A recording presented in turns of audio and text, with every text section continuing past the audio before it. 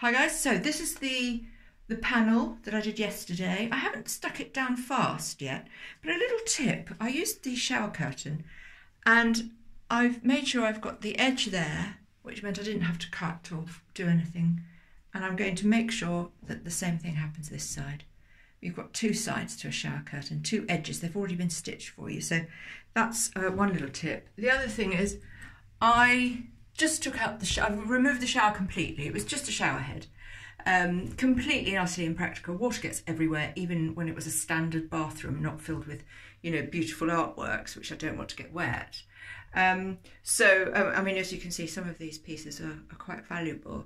I've talked before about heat and moisture and, you know, always bathing. I always bathe with the door wide open, always have, always will. Started when I had kids, and it's not going to change now. And you know, the door's open all day. Even in winter, I open the window. There's a lot of air coming in, and that's really important when you have beautiful things in your home, especially if you're a bit maximalist. A maximalist is you know, pretty much like this. You've got lots of stuff in it, lots of interesting things, you know.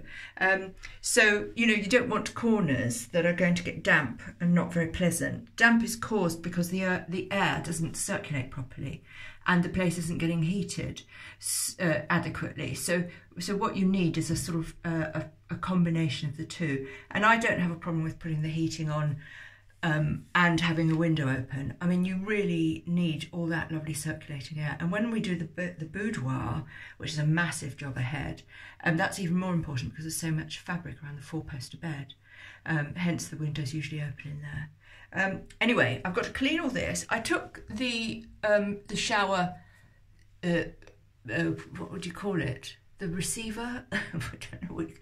The hole that you know, it's a metal thing and you stick the shower head into it.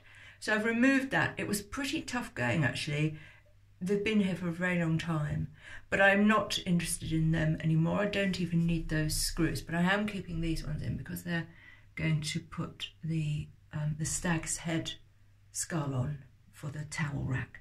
So yeah, I'm going to do that. I'm going to cut.